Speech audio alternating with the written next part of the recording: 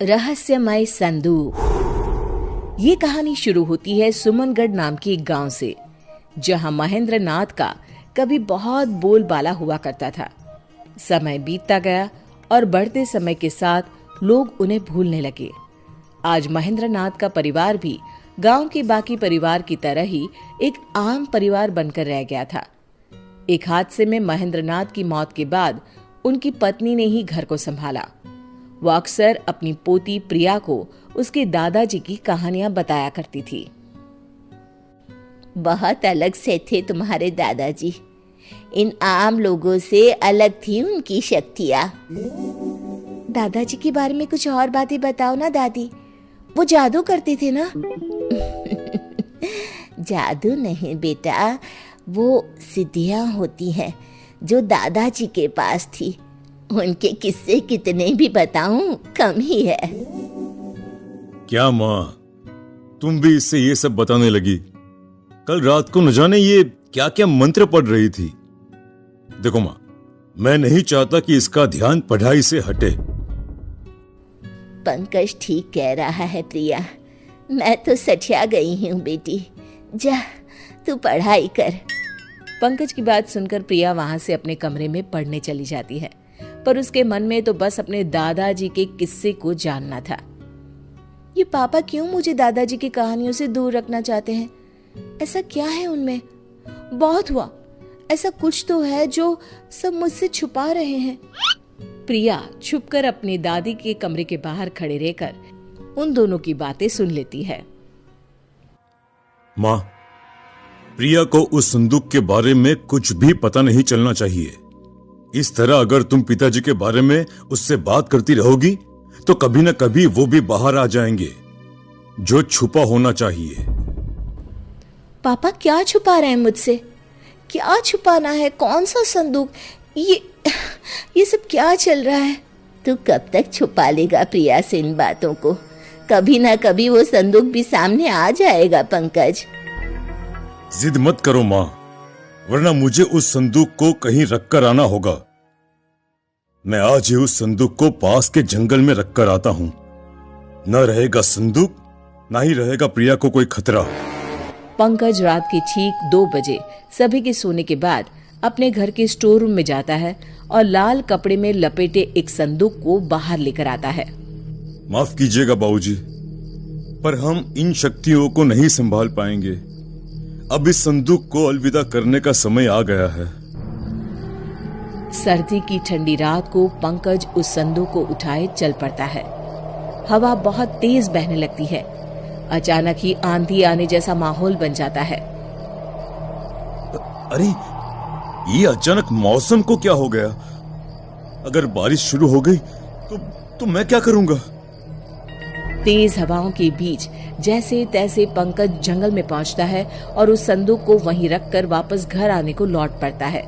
पंकज को रास्ते में वही संदूक दिखाई पड़ता है।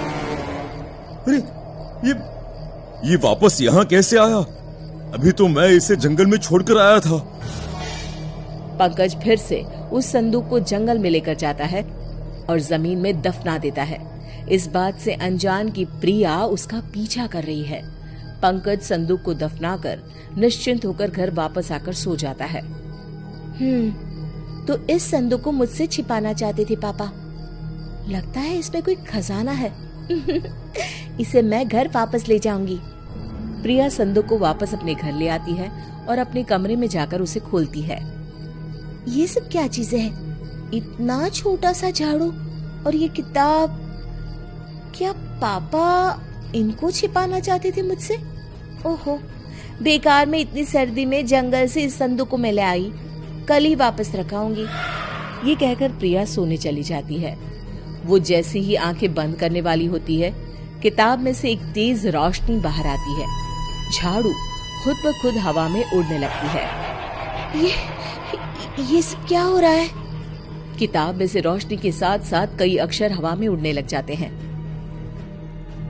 कब से अपने मालिक की तलाश कर रहा था मैं।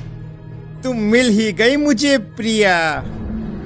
प्रिया की आंखों के सामने सभी अक्षर उसके दिमाग में चले जाते हैं। किताब अपने आप बंद हो जाती है। झाड़ू एक छोटा सा डिब्बा बन जाता है और प्रिया की आंख लग जाती है। अगली सुबह।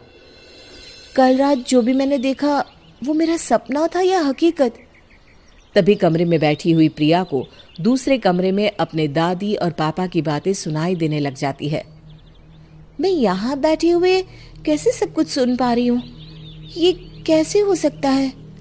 तभी अचानक से प्रिया को अनजाने साए दिखने लग जाते हैं। हमें बचाओ प्रिया, हमें बचाओ। कौन हो तुम लोग? नहीं नहीं, मुझे छोड़ दो। प्रिया की आवाज सुनकर शोभा और पंकज उसके कमरे में आते हैं, पर उन्हें वहां कोई नहीं दिखता। क्या हुआ प्रिया, तुम ठीक तो हो? पापा, मुझे बचा लीजिए। मैं कल वो संदूक अपने साथ ले आई थी। मुझे अब यहाँ पर अजीब से लोग दिखाई दे रहे हैं जो मुझसे मदद मांग रहे हैं। मैं ये जानता था, इसीलिए तो ये सब तुझसे छुपाया मैंने। तेरे दादा यानी मेरे पिताजी महेंद्र नाथ ने लोगों की मदद करने के लिए कई सिद्धियां ली। उन्होंने अपने बारे में तो कभी सोचा ही नहीं। कई अतृप्त आत्माओं को आजाद करवाने में और कई मजबूरों की मदद करने में ही उन्होंने अपना जीवन लगा दिया। उन्होंने अपनी सारी शक्तियां इस संदूक में छुपा कर रखी थी, पर उनके ही एक चेले ने उन्हें धोखे से मरवा दिया और संदूक चुरा लिया। पर वो ये संदूक खोल नहीं सका।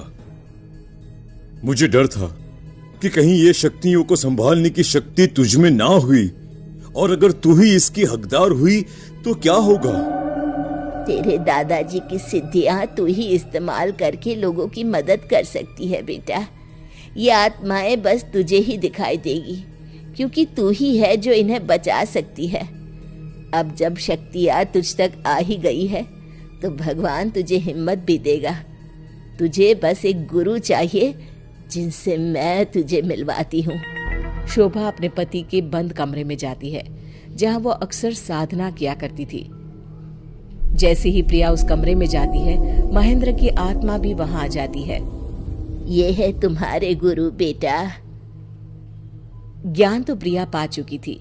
महेंद्रनाथ प्रिया को सिद्धियों की प्रयोग के नियम की शिक्षा देते हैं। प्रिया इन सब गुणों में महारत हासिल कर लेती है और अपना पूरा जीवन लोगों की भलाई में लगा देती है।